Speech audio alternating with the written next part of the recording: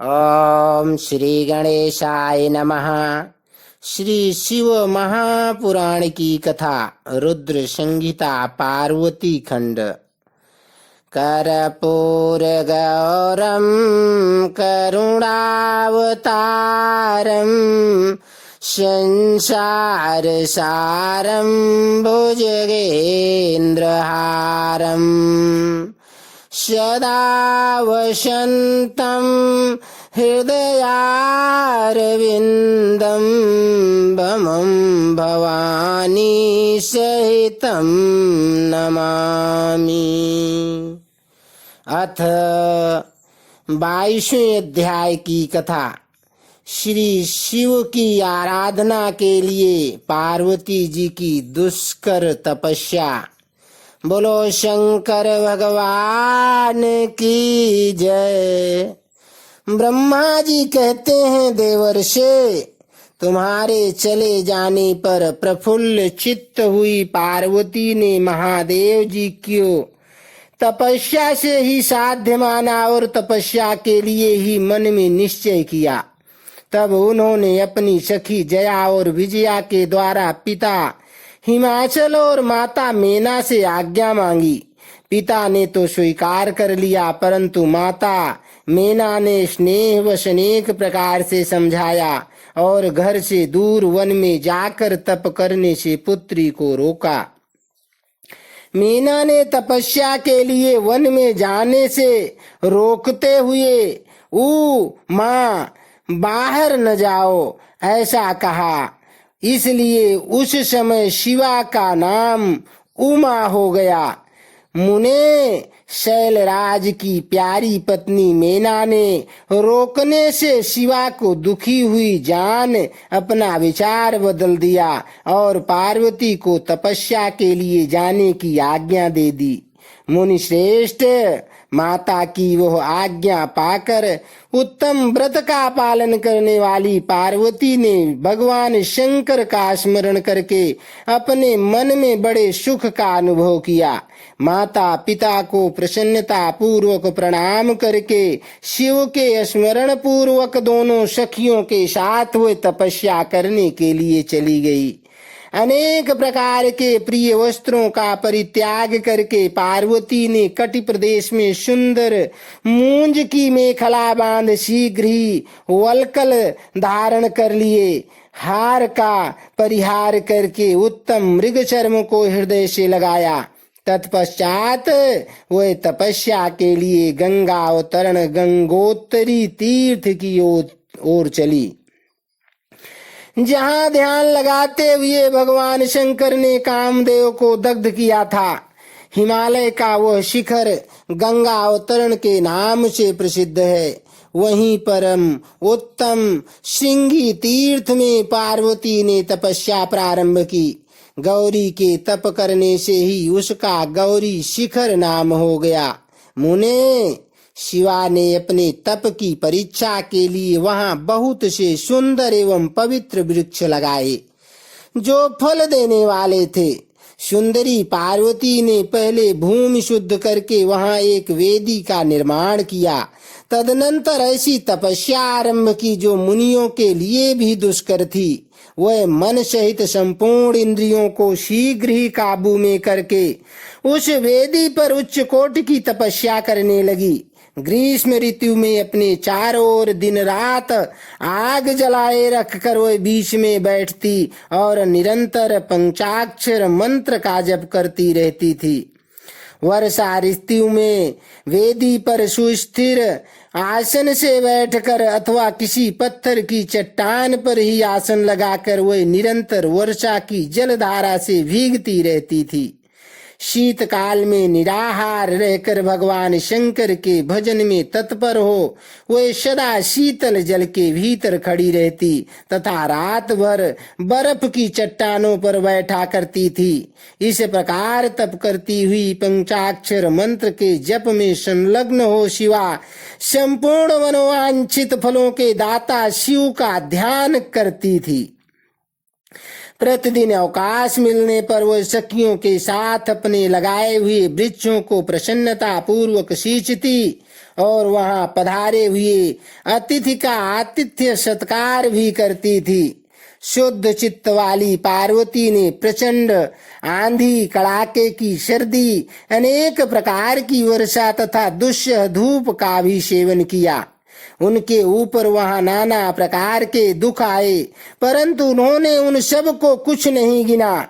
मुने, वह केवल शिव में मन लगाकर वहां सुस्थिर भाव से खड़ी तथा बैठी रहती थी। उनका पहला वर्ष फलाहार में बीता और दूसरा वर्ष उन्होंने केवल पत्ते चबाकर बिताया।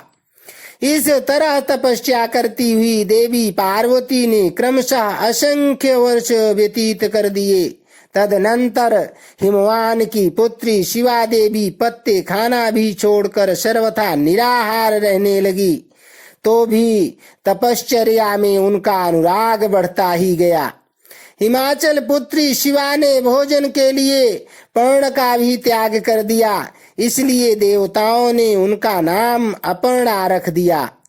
इसके बाद पार्वती भगवान शिव के स्मरण पूर्वक एक पैर से खड़ी हो पंचाक्षर मंत्र का जप करती हुई बड़ी भारी तपस्या करने लगी। उनके अंग चीर और वलकल से ढके थे। वह मस्तक पर जटाओं का समूह धारण किए रखती थी। इस प्रकार शिव के चिंतन में लगी हुई पार्वती ने अपनी तपस्या के द्वारा मुनियों को जीत लिया। उस तपोवन में महेश्वर के चिंतन पूर्वक तपस्या करती हुई काली के 3000 वर्ष बीत गए। तदनंतर जहाँ महादेव जी ने 60,000 वर्षों तक तप किया था, उस स्थान पर क्षण भर ठहर कर शिवा देवी इस प्रकार चिंता करने लगी, क्या महादेव जी इस समय यह नहीं जानते कि मैं उनके लिए नियमों के पालन में तत्पर हो तपस्या कर रही हूँ? फिर क्या कारण है कि सुदीर्घ काल से तपस्या में लगी हुई मुझ सेविका के पास वे नहीं आए? लोक में, वेद में और मुनियों द्वारा सदा गिरीश की महिमा का गान किया जाता है। सब यही कहते हैं कि भगवान शंकर सर्वज्ञ, सर्वात्मा, सर्वदर्शी, समस्त ऐश्वर्यों के दाता, दिव्य शक्ति संपन्न, सबके मनोभावों को समझ लेने वाले, भक्तों को उनकी अभीष्ट वस्तु देने वाले और सदा समस्त क्लेशों का निवारण करने वाले हैं।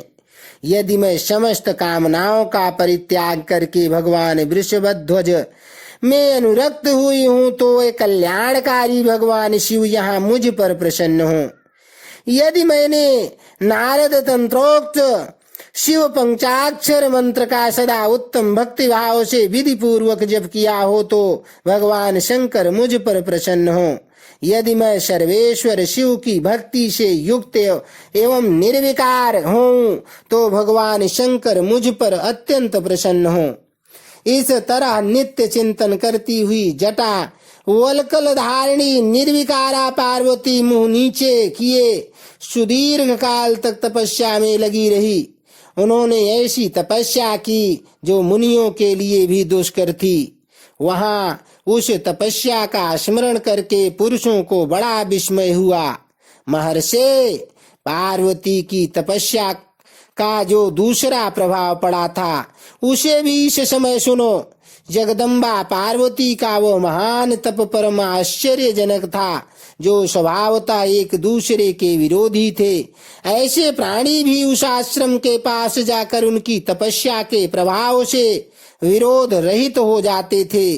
सिंह और गौ आदि सदा राग आदि दोषों से संयुक्त रहने वाले पशु भी पार्वती के तप की महिमा से वहां परस्पर बाधा नहीं पहुंचाते थे।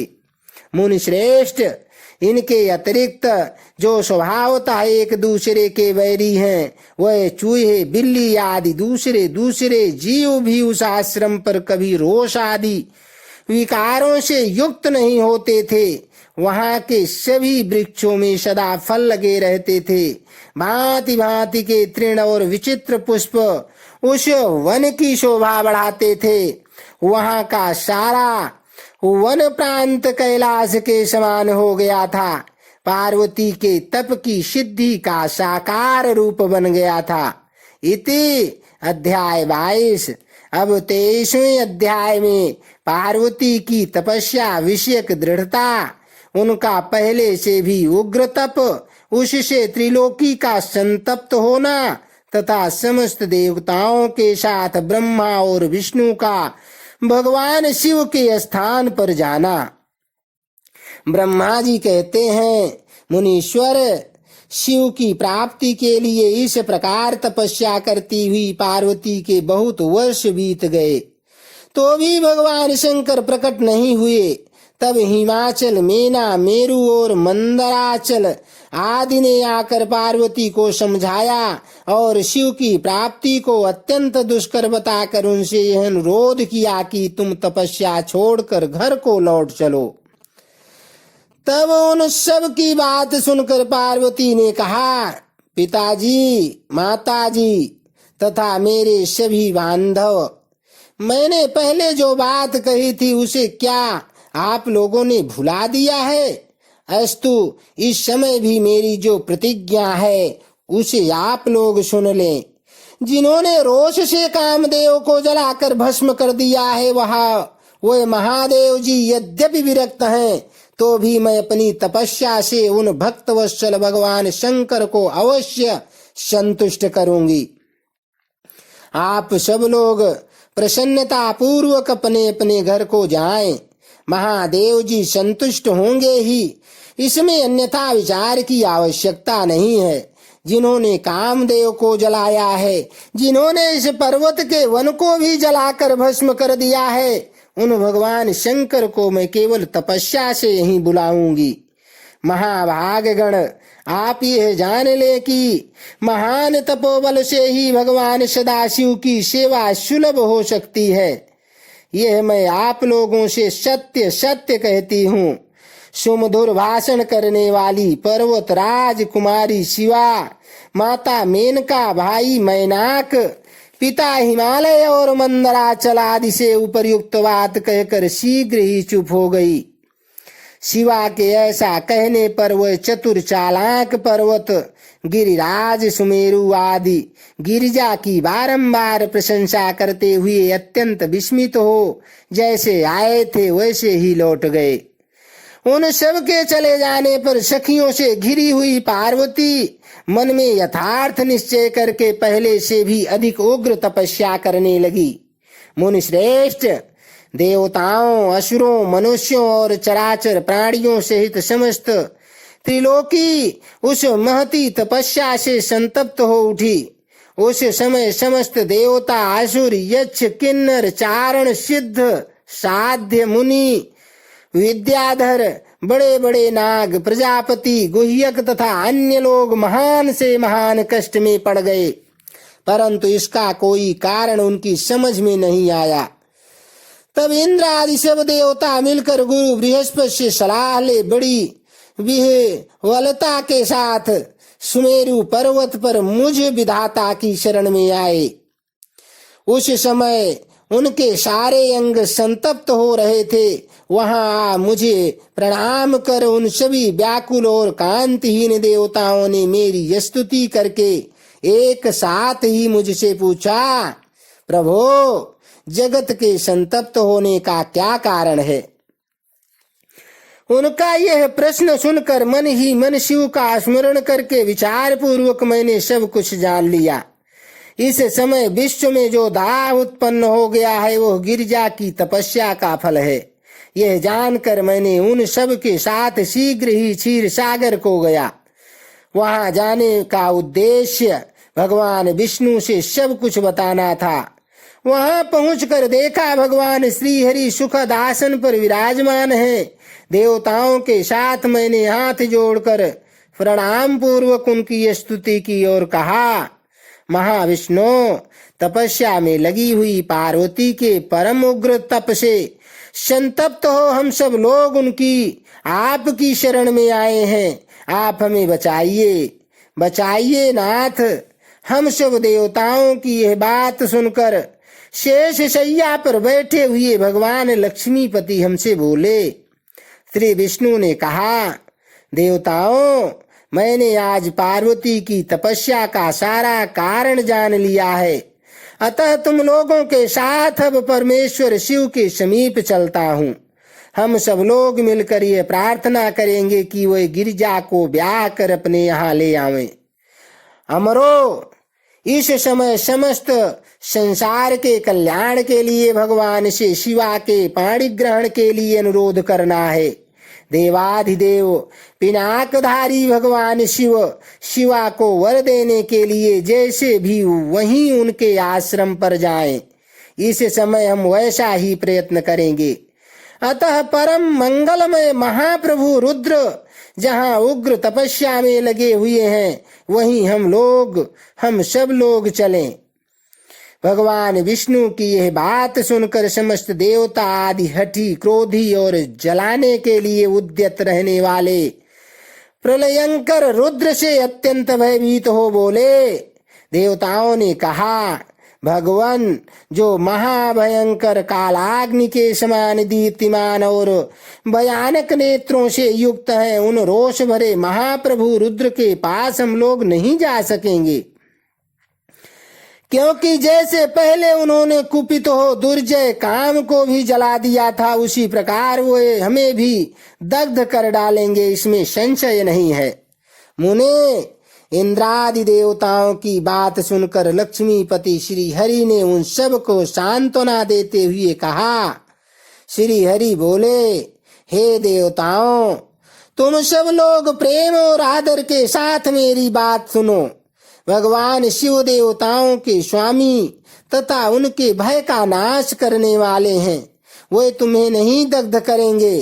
तुम सब लोग बड़े चतुर हो, अतः तुम्हें शंभु को कल्याणकारी मानकर हमारे साथ सबके उत्तम प्रभु उन महादेव जी की शरण में चलना चाहिए।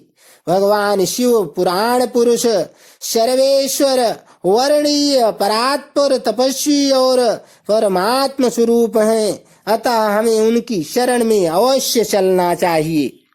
प्रभावशाली विष्णु के ऐसा कहने पर सब देवता उनके साथ पिनाकपाणी शिव का दर्शन करने के लिए गए। मार्ग में पार्वती का आश्रम पहले पड़ता था, अतः उन गिरिराज नंदिनी की तपस्या देखने के लिए विष्णु आदि सब देवता कौतूहल पूर्वक उनके आश्रम पर गए। पार्वती के श्रेष्ठ तप को देखकर सब देवता उनके उत्तम तेज से व्याप्त हो गए। उन्होंने तपस्या में लगी हुई उन तेजोमयी जगदम्बा को नमस्कार किया और साक्षात सिद्ध स्वरूपा शिवा देवी के तप की भूरी भूरी प्रशंसा करते हुए वे सब देवता उस स्थान पर गए जहाँ भगवान वृषभध्वज विराजमान थे। मुने, वहां पहुंचकर सब देवताओं ने पहले तुम्हें उनके पास भेजा और स्वयं वे मदन दहनकारी भगवान हर से दूर ही खड़े रहे। वे वहीं से यह देखते रहे कि भगवान शिव कुपित हैं या प्रसन्न। नारद, तुम तो सदा निर्भय रहने वाले और विशेषतः शिव के भक्त हो, अतः तुमने भगवान शिव के स्थान पर जाकर उन्हें सर्वथा प्रसन्न देखा। फिर वहां से लौटकर तुम श्री विष्णु आदि सब देवताओं को भगवान शिव के स्थान पर ले गए। वहां पहुंचकर विष्णु आदि सब देवताओं ने देखा भक्तवत्सल भगवान शिव सुखपूर्वक प्रसन्न मुद्रा में बैठे हैं। अपने गणों से घिरे हुए शंभु तपस्वी का रूप धारण किए योग पट्ट पर आसीन थे। उन परमेश्वर रूपी शंकर का दर्शन करके मेरे सहित श्री विष्णु तथा अन्य देवताओं, सिद्धों और मुनीश्वरों ने उन्हें प्रणाम करके वेदों और उपनिषदों के सूत्रों द्वारा उनका स्तवन किया। इति अध्याय 23। 24वें अध्याय में देवताओं का भगवान शिव से पार्वती के साथ विवाह करने का अनुरोध, भगवान का विवाह के दोष बताकर अस्वीकार करना तथा उन्हें पुनः प्रार्थना करने पर स्वीकार कर लेना। ब्रह्मा जी कहते हैं, नारद, देवताओं ने वहां पहुंचकर भगवान रुद्र को प्रणाम करके उनकी स्तुति की। तब नंदकेश्वर ने भगवान शिव से उनकी दीन बंधुता एवं भक्त वत्सलता की प्रशंसा करते हुए कहा, प्रभो, देवता और मुनि संकट में पड़कर आपकी शरण में आए हैं। हे सर्वेश्वर, आप उनका उद्धार करें। दयालु नंदी के इस प्रकार सूचित करने पर भगवान शंभु धीरे धीरे आंखें खोलकर ध्यान से उपरत हुए। समाधि से विरत हो परम ज्ञानी परमात्मा एवं ईश्वर शंभु ने समस्त देवताओं से इस प्रकार कहा। शंभु बोले, श्री विष्णु और ब्रह्मा आदि देवेश्वरों, तुम सब लोग मेरे समीप कैसे आए? तुम अपने आने का जो भी कारण हो शीघ्र बताओ। भगवान शंकर का यह वचन सुनकर सब देवता प्रसन्न हो कारण बताने के लिए भगवान विष्णु के मुंह की ओर देखने लगे। तब शिव के महान भक्त और देवताओं के हितकारी श्री विष्णु मेरे बताए हुए देवताओं के महत्तर कार्य को सूचित करने लगे। उन्होंने कहा, हे शंभो, तारकासुर ने देवताओं को अत्यंत अद्भुत एवं महान कष्ट प्रदान किया है। यही बताने के लिए सब देवता यहाँ आए हैं। भगवान, आपके और उस पुत्र से ही तारक दैत्य मारा जा सकेगा और किसी प्रकार से नहीं। मेरा यह कथन सर्वथा सत्य है। महादेव, इस प्रकार विचार करके आप कृपा करें। आपको नमस्कार है स्वामीन। तारकासुर के द्वारा उपस्थित किए गए इस कष्ट से आप देवताओं का उद्धार कीजिए। हे देव, हे शंभो, आप दाहिने हाथ से गिरिजा का पाणी ग्रहण करें। गिरिराज हिमवान के द्वारा दी हुई महानुभावा पार्वती को पाणी ग्रहण के द्वारा ही अनुग्रहित कीजिए। श्री विष्णु का यह वचन सुनकर योग परायण भगवान शिव ने उन सब को उत्तम गति का दर्शन कराते हुए इस प्रकार कहा, देवताओं, ज्यों ही मैंने सर्वांग सुंदरी गिरिजा देवी को स्वीकार किया, त्यों ही समस्त सुरेश्वर तथा ऋषि मुनि सकाम हो जाएंगे। फिर तो वे परमार्थ पथ पर चलने में समर्थ न हो सकेंगे। दुर्गा अपने पाणी ग्रहण मात्र से ही कामदेव को जीवित कर देंगी। विष्णु, मैंने कामदेव को जलाकर देवताओं का बहुत बड़ा कार्य सिद्ध किया है। आज से सब लोग मेरे साथ सुनिश्चित रूप से सकाम होकर देवताओं जैसे मैं हूँ उसी तरह तुम सब लोग पृथक पृथक रहकर कोई विशेष प्रयत्न किए बिना ही अत्यंत दुष्कर और एवं उत्तम तपस्या कर सकोगे। अब उस मदन के न होने से तुम सब देवता समाधि के द्वारा परमानंद का अनुभव करते हुए निर्विकार हो जाओ, क्योंकि काम नरक की ही प्राप्ति कराने वाला है। काम से क्रोध होता है, क्रोध से मोह होता है और मोह से तपस्या नष्ट होती है। अतः तुम सभी श्रेष्ठ देवताओं को काम और क्रोध का परित्याग कर देना चाहिए। मेरे इस कथन को कभी अन्यथा नहीं मानना चाहिए। ब्रह्मा जी कहते हैं, नारद, वृषभ के चिन्ह से युक्त ध्वजा धारण करने वाले भगवान महादेव ने इस प्रकार की बातें सुनाकर ब्रह्मा विष्णु देवताओं तथा मुनियों को निष्काम धर्म का उपदेश दिया। तदनंतर भगवान शंभु पुनः ध्यान लगाकर चुप हो गए और पहले की ही भांति पार्षदों से घिरे हुए सुस्थिर भाव से बैठ गए। वे अपने मन में ही स्वयं आत्म स्वरूप निरंजन निराभास निर्विकार निरामय परात्पर नित्य ममता रहित निरोग्रह शब्दातीत निर्गुण ज्ञान गम्य एवं प्रकृति से परे परमात्मा का चिंतन करने लगे। इस प्रकार परम स्वरूप का चिंतन करते हुए वे ध्यान में स्थित हो गए। बहुत से प्राणियों की सृष्टि करने वाले भगवान शिव ध्यान करते करते ही परमानंद में निमग्न हो गए। श्री हरि एवं इंद्र आदि देवताओं ने जब परमेश्वर शिव को ध्यान मग्न देखा, तब उन्होंने नंदी की सम्मति ली। नंदी ने पुनः दीन भाव से स्तुति करने के लिए कहा। उनकी इस सत्सम्मति के अनुसार देवता स्तुति करने लगे। वे बोले, देव देव महादेव, करुणा सागर प्रभो, हम आपकी शरण में आए हैं, आप महान क्लेश से हमारा उद्धार कीजिए। ब्रह्मा जी कहते हैं, नारद, इस प्रकार बहुत दीनतापूर्ण उक्ति से देवताओं ने भगवान शंकर की स्तुति की। इसके बाद वे सब देवता प्रेम से व्याकुल चित्त हो उच्च स्वर से फूट फूट कर रोने लगे। मेरे साथ भगवान श्री हरि उत्तम भक्ति भाव से युक्त हो मन ही मन भगवान शंभु का स्मरण करते हुए अत्यंत दीनता पूर्ण वाणी द्वारा उनसे अपना अभिप्राय निवेदन करने लगे। देवताओं के, मेरे तथा श्री हरि के इस प्रकार बहुत स्तुति करने पर भगवान महेश्वर अपनी भक्त वत्सलता के कारण ध्यान से विरत हो गए। उनका मन अत्यंत प्रसन्न था। वे भक्त वत्सल शंकर श्री हरि आदि को करुणा दृष्टि से देखकर उनका हर्ष बढ़ाते हुए बोले, विष्णु, ब्राह्मण तथा इंद्र आदि देवताओं, तुम सब लोग एक साथ यहाँ किस अभिप्राय से आए हो? मेरे सामने सच सच बताओ। श्री हरि ने कहा, महेश्वर, आप सर्वज्ञ हैं, सबके अंतर्यामी ईश्वर हैं। क्या आप हमारे मन की बात नहीं जानते? अवश्य जानते हैं, तथापि आपकी आज्ञा से मैं स्वयं भी कहता हूँ। सुखदायक शंकर, हम सब देवताओं को तारकासुर से अनेक प्रकार का दुख प्राप्त हुआ है, इसीलिए देवताओं ने आपको प्रसन्न किया है।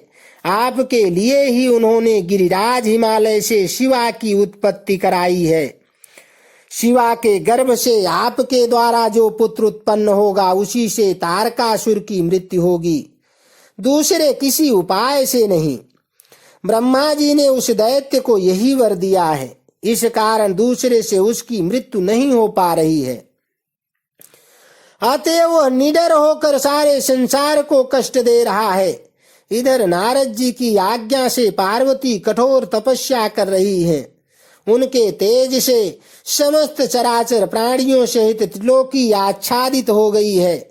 इसलिए परमेश्वर, आप शिवा को वर देने के लिए जाइए। स्वामिन, देवताओं का दुख मिटाइए और हमें सुख दीजिए। हे शंकर, मेरे तथा देवताओं के हृदय में आपके विवाह का उत्सव देखने के लिए बड़ा भारी उत्साह है, अतः आप यथोचित रीति से विवाह कीजिए। परात्पर परमेश्वर, आपने रति को जो वर दिया था उसकी पूर्ति का अवसर आ गया है, अतः अपनी प्रतिज्ञा को शीघ्र सफल कीजिए। ब्रह्मा जी कहते हैं, नारद, ऐसा कहे उन्हें प्रणाम करके श्री विष्णु आदि देवताओं और महर्षियों ने नाना प्रकार के स्तोत्रों द्वारा पुनः उनकी स्तुति की। फिर वे सब के सब उनके सामने खड़े हो गए। भक्तों के अधीन रहने वाले भगवान शंकर भी, जो वेद मर्यादा के रक्षक हैं, देवताओं की बात सुनकर हंसकर बोले, हे हरे, हे विधे और हे देवताओं, तुम सब लोग आदर पूर्वक सुनो। मैं यथोचित विशेषतः विवेकपूर्ण बात कह रहा हूँ। विवाह करना मनुष्यों के लिए उचित कार्य नहीं है, क्योंकि विवाह दृढ़ता पूर्वक बांध रखने वाली एक बहुत बड़ी बेड़ी है। जगत में बहुत से कुसंग हैं, परंतु स्त्री का संग उनमें सबसे बढ़कर है। मनुष्य सारे बंधनों से छुटकारा पा सकता है, परंतु स्त्री प्रसंग रूपी बंधन से वह मुक्त नहीं हो पाता। लोहे और काठ की बनी हुई बेड़ियों में दृढ़ता पूर्वक बंधा हुआ पुरुष भी एक दिन उस कैद से छुटकारा पा जाता है, परंतु स्त्री पुत्र आदि के बंधन में बंधा हुआ मनुष्य कभी छूट नहीं पाता। महान बंधन में डालने वाले विषय सदा बढ़ते रहते हैं। जिसका मन विषयों के वशीभूत हो गया, उसके लिए मोक्ष स्वप्न में भी दुर्लभ है। विद्वान पुरुष यदि सुख चाहता है तो वह विषयों को विधि पूर्वक त्याग दे। विषयों को विष के समान माना गया है, जिनके द्वारा मनुष्य मारा जाता है। विषय के साथ वार्ता करने मात्र से मनुष्य क्षण भर में पतित हो जाता है। आचार्यों ने विषय को मिश्री मिलाई हुई वारुणी मदिरा कहा है। यद्यपि मैं इस बात को जानता हूँ और यद्यपि विषयों के इन सारे दोषों का मुझे विशेष ज्ञान है, तथापि मैं तुम्हारी प्रार्थना को सफल करूंगा, क्योंकि मैं भक्तों के अधीन रहता हूँ और भक्त वत्सलतावश उचित अनुचित सारे कार्य करता हूँ। इसलिए तीनों लोकों में अयथोचित कर्ता के रूप में मेरी प्रसिद्धि है। भक्तों के लिए मैंने अनेक बार बहुत से प्रयत्न करके कष्ट सहन किए हैं। गृहपति होकर विश्वानर मुनि का दुख दूर किया है। हरे विधे, अब अधिक कहने की क्या आवश्यकता है। मेरी जो प्रतिज्ञा है उसे तुम सब लोग अच्छी तरह जानते हो। मैं यह सत्य कहता हूँ कि जब जब भक्तों पर कहीं विपत्ति आती है, तब तब मैं तत्काल उनके सारे कष्ट हर लेता हूँ। तारकासुर से तुम सब लोगों को जो दुख प्राप्त हुआ है उसे मैं जानता हूँ और उसका हरण करूंगा, यह भी सत्य सत्य बता रहा हूँ। यद्यपि मेरे मन में विवाह करने की कोई रुचि नहीं है, तथापि मैं पुत्रोत्पादन के लिए गिरिजा के साथ विवाह करूंगा। तुम सब देवता अब निर्भय होकर अपने अपने घर जाओ, मैं तुम्हारा कार्य सिद्ध करूंगा। इस विषय में अब कोई विचार नहीं करना चाहिए। ब्रह्मा जी कहते हैं, नारद, ऐसा कहकर भगवान शंकर मौन हो समाधि में स्थित हो गए और विष्णु आदि सभी देवता अपने अपने धाम को चले गए। इति अध्याय 24। अब आगे 25वें अध्याय में भगवान शिव की आज्ञा से सप्तर्षियों का पार्वती के आश्रम पर जा उनके शिव विषयक अनुराग की परीक्षा करना और भगवान को सब वृत्तांत बताकर स्वर्ग को जाना। ब्रह्मा जी कहते हैं, देवताओं के अपने आश्रम में चले जाने पर पार्वती के तप की परीक्षा के लिए भगवान शंकर समाधिस्थ हो गए। वे स्वयं अपने आप में अपने ही परात्पर स्वस्थ माया रहित तथा उपद्रव शून्य स्वरूप का चिंतन करने लगे। उस ध्येय वस्तु के रूप में साक्षात भगवान महेश्वर ही विराजमान है। उनकी गति का किसी को ज्ञान नहीं होता। वह भगवान वृषभध्वज ही सबके सृष्टा परमेश्वर है। तात, उन दिनों पार्वती देवी बड़ी भारी तपस्या कर रही थी। उस तपस्या से रुद्रदेव भी बड़े विस्मय में पड़ गए। भक्ताधीन होने के कारण ही वे समाधि से विचलित हो गए और किसी कारण से नहीं। तदनंतर सृष्टिकर्ता हर ने वशिष्ठ आदि सप्तर्षियों का स्मरण किया। उनके स्मरण करते ही वे सातों ऋषि शीघ्र ही वहां आ पहुंचे। उनके मुख पर प्रसन्नता छा रही थी तथा वे सब के सब अपने सौभाग्य की अधिक सराहना करते थे। उन्हें आया देख भगवान शिव के नेत्र प्रसन्नता से प्रफुल्ल कमल के समान खिल उठे और वे हंसते हुए बोले, तात सप्तर्षियों, तुम सब लोग मेरे हितकारी तथा संपूर्ण वस्तुओं के ज्ञान में निपुण हो, अतः शीघ्र मेरी बात सुनो। गिरिराज कुमारी देवेश्वरी पार्वती इस समय सुस्थिर चित्त हो गौरी शिखर नामक पर्वत पर तपस्या कर रही हैं। मुझे पति रूप में प्राप्त करना ही उनकी तपस्या का उद्देश्य है। द्विजों, इस समय केवल सखियां उनकी सेवा में हैं। मेरे सिवा दूसरी समस्त कामनाओं का परित्याग करके वो एक उत्तम निश्चय पर पहुंच चुकी हैं। मुनिवरों, तुम सब लोग मेरी आज्ञा से वहां जाओ और प्रेम पूर्ण हृदय से उनकी दृढ़ता की परीक्षा करो। वहां तुम्हें सर्वथा छल युक्त बातें कहनी चाहिए। उत्तम व्रतधारी महर्षियों, मेरी आज्ञा से ऐसा करना है, इसलिए तुम्हें संशय नहीं करना चाहिए। भगवान शंकर की आज्ञा पाकर वे सातों ऋषि तुरंत ही उस स्थान पर पहुंचे जहाँ दीप्तिमती जगन माता पार्वती विराजमान थी। सप्तर्षियों ने वहां शिवा को तपस्या की मूर्तिमयी दूसरी सिद्धि के समान देखा। उनका तेज महान था। वह अपने उत्तम तेज से प्रकाशित हो रही थी।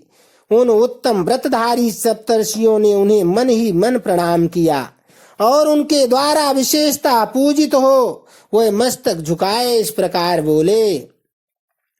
ऋषियों ने कहा, देवी गिरिराज नंदिनी, हमारी यह बात सुनो। हम जानना चाहते हैं कि तुम किस लिए तपस्या करती हो तथा इसके द्वारा किस देवता को और किस फल को पाना चाहती हो।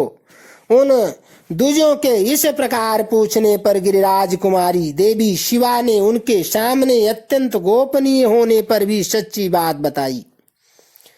पार्वती बोली, मुनीश्वरों, आप लोग प्रसन्नता पूर्वक हृदय से मेरी बात सुने।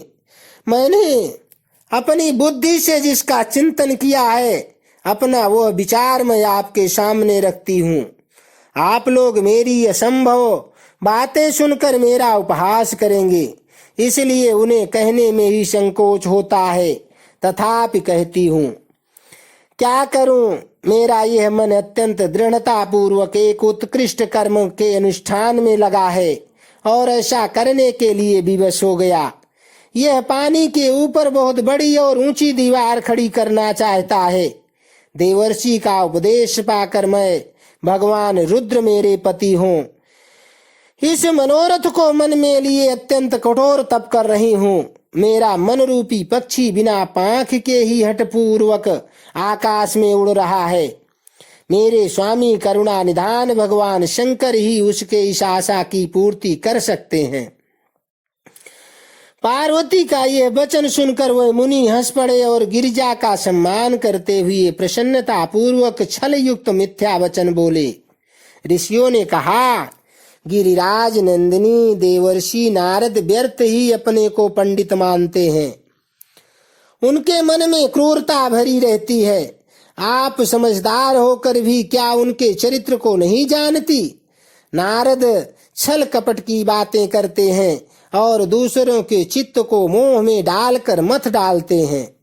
उनकी बातें सुनने से सर्वथा हानि ही होती है। ब्रह्मपुत्र दक्ष के पुत्रों को नारद ने जो छलपूर्ण उपदेश दिया उसका फल यह हुआ कि वे सब के सब अपने पिता के घर लौट कर न आ सके।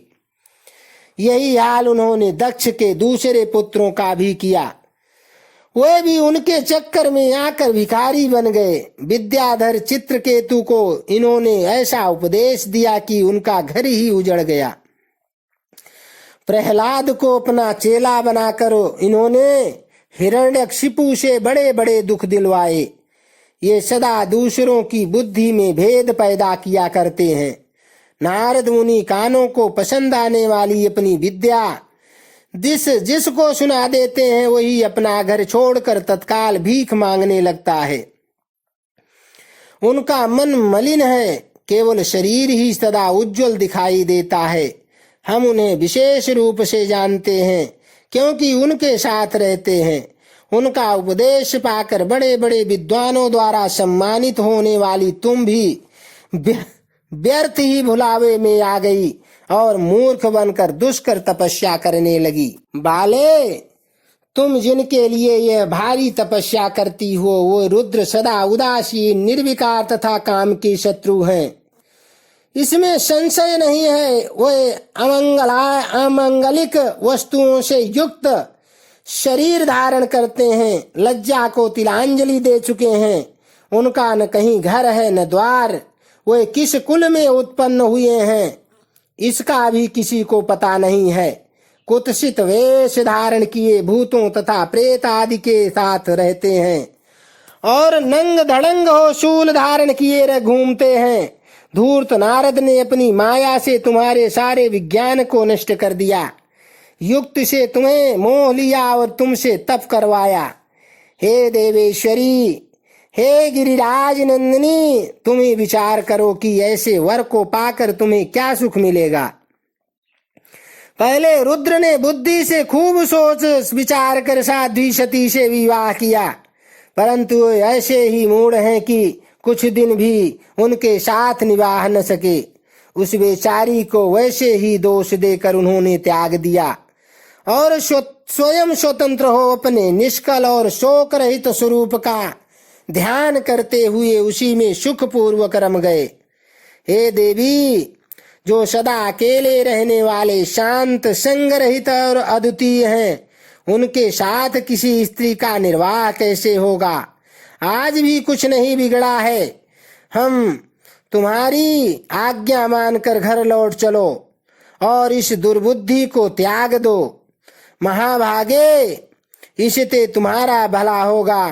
तुम्हारे योग्य वर हैं भगवान विष्णु, जो समस्त सद्गुणों से युक्त हैं।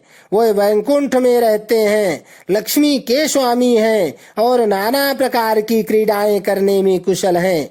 उनके साथ हम तुम्हारा विवाह करा देंगे और वह विवाह तुम्हारे लिए समस्त सुखों को देने वाला होगा।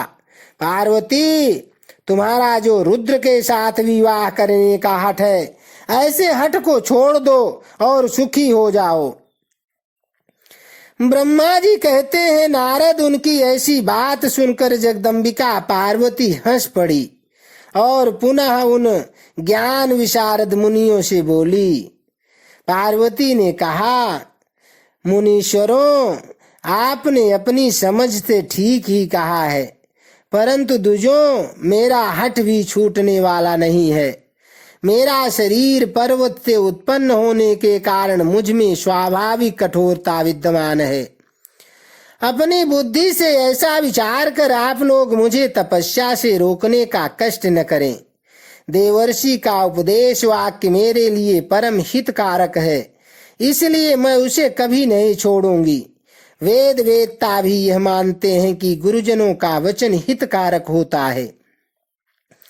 गुरुओं का वचन सत्य होता है। ऐसा जिनका दृढ़ विचार है, उन्हें इहलोक और परलोक में परम सुख की प्राप्ति होती है और दुख कभी नहीं होता। गुरुओं का वचन सत्य होता है। यह विचार जिनके हृदय में नहीं है, उन्हें इहलोक और परलोक में भी दुख ही प्राप्त होता है, सुख कभी नहीं मिलता। अतः दुजों, गुरुओं के वचन का कभी किसी भी तरह त्याग नहीं करना चाहिए। मेरा घर बसे या उजड़ जाए, मुझे तो यह हठ ही सदा सुख देने वाला है। मुनीश्वरों, आपने जो बातें कही है, मैं उनका आपके कहे हुए तात्पर्य से भिन्न अर्थ समझती हूँ और उनका यहाँ संक्षेप से विवेचन प्रस्तुत करती हूँ। आपने यह ठीक कहा कि भगवान विष्णु सद्गुणों के धाम तथा लीला विहारी हैं। साथ ही आपने सदाशिव को निर्गुण कहा है। इसमें जो कारण है वो बताया जाता है। भगवान शिव साक्षात पर ब्रह्म हैं, अतएव निर्विकार हैं। वे केवल भक्तों के लिए शरीर धारण करते हैं, फिर भी लौकिकी प्रभुता को दिखाना नहीं चाहते। अतः परमहंसों की जो प्रिय गति है, उसी को वे धारण करते हैं, क्योंकि वे भगवान शंभु परमानंदमय हैं, इसलिए अवधूत रूप से रहते हैं। माया लिप्त जीवों को ही भूषण आदि की रुचि होती है, ब्रह्म को नहीं। वे प्रभु गुणातीत, जन्मा, माया रहित, लक्ष्य गति और विराट हैं। द्विजों, भगवान शंभु किसी विशेष धर्म या जात आदि के कारण किसी पर अनुग्रह नहीं करते। मैं गुरु की कृपा से ही शिव को यथार्थ रूप से जानती हूँ। ब्रह्मार्थियों, यदि शिव मेरे साथ विवाह नहीं करेंगे तो मैं सदा कुमारी ही रह जाऊंगी, परंतु दूसरे के साथ विवाह नहीं करूंगी। यह मैं सत्य सत्य कहती हूँ। यदि सूर्य पश्चिम दिशा में उगने लगे, मेरू पर्वत अपने स्थान से विचलित हो जाए, अग्नि शीतलता को अपना ले तथा कमल पर्वत शिखर की शिला के ऊपर खिलने लगे, तो भी मेरा हठ छूट नहीं सकता। यह मैं सच्ची बात कहती हूँ। ब्रह्मा जी कहते हैं, नारद, ऐसा कहकर उन मुनियों को प्रणाम करके गिरिराज कुमारी पार्वती निर्विकार चित्त से शिव जी का स्मरण करती हुई चुप हो गई। इस प्रकार गिरिजा के उस उत्तम निश्चय को जानकर वो सप्तर्षि भी उनकी जय जयकार करने लगे और उन्होंने पार्वती को उत्तम आशीर्वाद दिया। मुने, गिरिजा देवी की परीक्षा करने वाले वे 7 ऋषि उनको प्रणाम करके प्रसन्न चित्त हो शीघ्र ही भगवान शिव के स्थान को चले गए। वहां पहुंचकर शिव को मस्तक नवा उनसे सारा वृत्तांत निवेदन करके उनकी आज्ञा ले वे पुनः सादर स्वर्गलोक को चले गए। इति अध्याय 25। अब 26वें अध्याय में भगवान शंकर का जटिल तपस्वी ब्राह्मण के रूप में पार्वती के आश्रम पर जाना, उनसे सत्कृत हो उनकी तपस्या का कारण पूछना तथा पार्वती जी का अपनी सखी विजया से सब कुछ कहलाना। ब्रह्मा जी कहते हैं, नारद, उन सप्तर्षियों के अपने लोक में चले जाने पर सुंदर लीला करने वाले साक्षात भगवान शंकर ने देवी के तप की परीक्षा लेने का विचार किया। वह मन ही मन पार्वती से बहुत संतुष्ट थे। परीक्षा के ही बहाने पार्वती जी को देखने के लिए जटाधारी तपस्वी का रूप धारण करके भगवान शंभु उनके वन में गए। अपने तेज से प्रकाशमान अत्यंत बूढ़े ब्राह्मण का रूप धारण करके प्रसन्न चित्त हो वह दंड और छत्र लिए वहां से प्रस्थित हुए। आश्रम में पहुंचकर उन्होंने देखा देवी शिवा सखियों से घिरी हुई वेदी पर बैठी हैं और चंद्रमा की विशुद्धि कला सी प्रतीत होती है। ब्रह्मचारी का स्वरूप धारण किए भक्तवत्सल शंभु पार्वती देवी को देखकर प्रीतिपूर्वक उनके पास गए। उन अद्भुत तेजस्वी ब्राह्मण देवता को आया देख उस समय देवी शिवा ने समस्त पूजन सामग्रियों द्वारा उनकी पूजा की। जब उनका भली भांति सत्कार हो गया, सामग्रियों द्वारा उनकी पूजा संपन्न कर ली गई, तब पार्वती ने बड़ी प्रसन्नता और प्रेम के साथ उन ब्राह्मण देव से आदर पूर्वक कुशल समाचार पूछा। पार्वती बोली, ब्रह्मचारी का रूप धारण करके आए हुए आप कौन हैं और आप कहां से पधारे हैं? वेद वेत्ताओं में श्रेष्ठ विप्रवर, आप अपने तेज से इस वन को प्रकाशित कर रहे हैं। मैंने जो कुछ पूछा है उसे बतलाइए। ब्राह्मण ने कहा कि मैं इच्छा अनुसार विचरने वाला वृद्ध ब्राह्मण हूँ, पवित्र बुद्धि, तपस्वी, दूसरों को सुख देने वाला और परोपकारी हूँ, इसमें संशय नहीं है। तुम कौन हो, किसकी पुत्री हो और इस निर्जन वन में किस लिए ऐसी तपस्या कर रही हो जो पंजे के बल पर खड़े हो तप करने वाले मुनियों के लिए भी दुर्लभ है। तुम न बालिका हो न वृद्धा ही हो, सुंदरी तरुणी जान पड़ती हो, फिर किस लिए पति के बिना इस वन में आकर कठोर तपस्या करती हो? भद्रे, क्या तुम किसी तपस्वी की सहचारिणी तपस्विनी हो? देवी, क्या वो तपस्वी तुम्हारा पालन पोषण नहीं करता जो तुम्हें छोड़कर अन्यत्र चला गया है? बोलो, तुम किसके कुल में उत्पन्न हुई हो? तुम्हारे पिता कौन है और तुम्हारा नाम क्या है? तुम महासौभाग्य रूपा जान पड़ती हो, तुम्हारा तपस्या में अनुराग व्यर्थ है। क्या तुम वेद माता गायत्री हो, लक्ष्मी हो अथवा क्या सुंदर रूप वाली सरस्वती? इन तीनों में तुम कौन हो, यह मैं अनुमान से निश्चय नहीं कर पाता। पार्वती बोली, विप्रवर, न तो मैं वेद माता गायत्री हूँ, न लक्ष्मी हूँ और न सरस्वती ही हूँ। इस समय मैं हिमाचल की पुत्री हूँ और मेरा नाम पार्वती है। पूर्व काल में, इससे पहले के जन्म में मैं प्रजापति दक्ष की पुत्री थी। उस समय मेरा नाम सती था। एक दिन पिता ने मेरे पति की निंदा की थी, जिससे कुपित हो मैंने योग के द्वारा शरीर को त्याग दिया था। इस जन्म में भी भगवान शिव मुझे मिल गए थे, परंतु भाग्यवश काम को भस्म करके वे मुझे भी छोड़कर चले गए।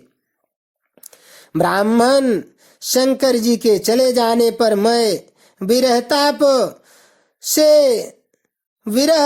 से उद्विग्न हो उठी और तपस्या के लिए दृढ़ निश्चय करके पिता के घर से यहाँ गंगा जी के तट पर चली आई।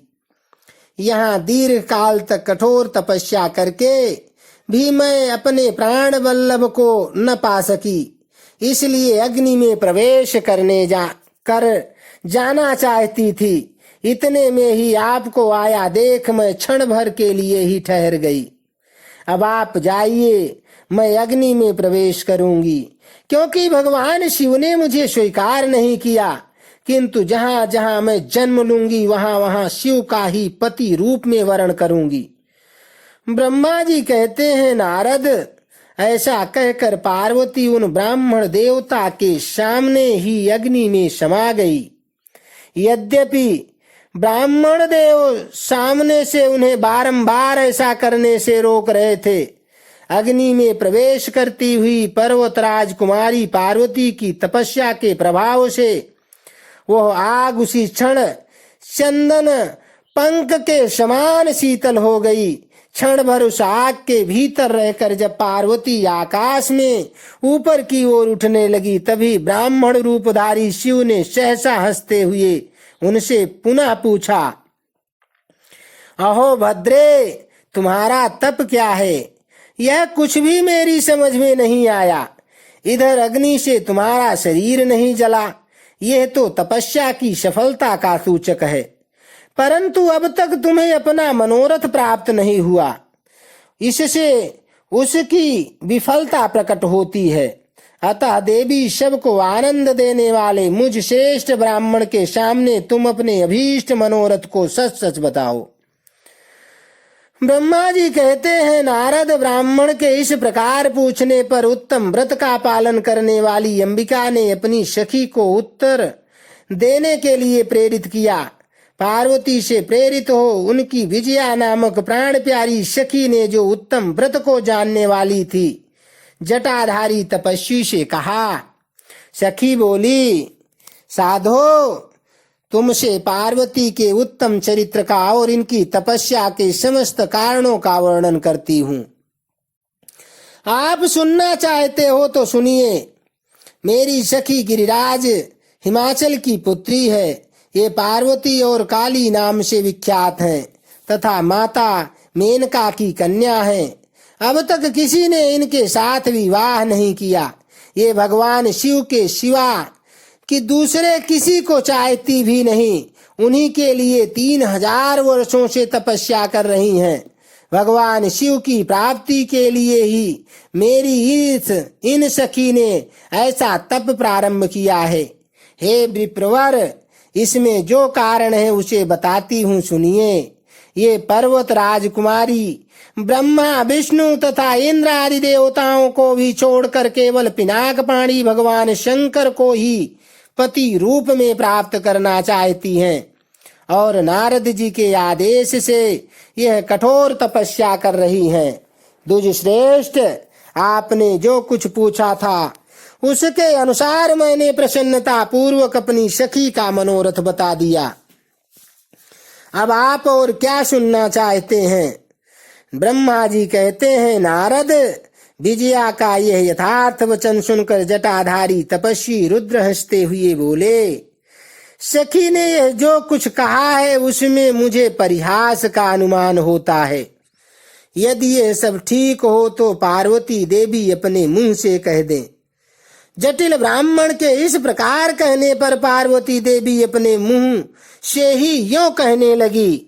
इति अध्याय 26। 27वें अध्याय में पार्वती की बात सुनकर जटाधारी ब्राह्मण का शिव की निंदा करते हुए पार्वती को उनकी ओर से मन को हटा लेने का आदेश देना। पार्वती बोली, जटाधारी विप्रवर, मेरा सारा वृत्तांत सुनिए। मेरी सखी ने जो कुछ कहा है वह ज्यों का त्यों सत्य है, उसमें असत्य कुछ भी नहीं है।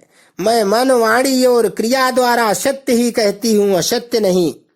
मैंने साक्षात पति भाव से भगवान शंकर का ही वर्ण किया है। यद्यपि जानती हूँ वह दुर्लभ वस्तु भला मुझे कैसे प्राप्त हो सकती है, तथापि मन की उत्कंठा से विवश हो मैं तपस्या कर रही हूँ। ब्राह्मण से ऐसी बात कहकर पार्वती देवी उस समय चुप हो रही। तब उनकी वह बात सुनकर ब्राह्मण ने कहा।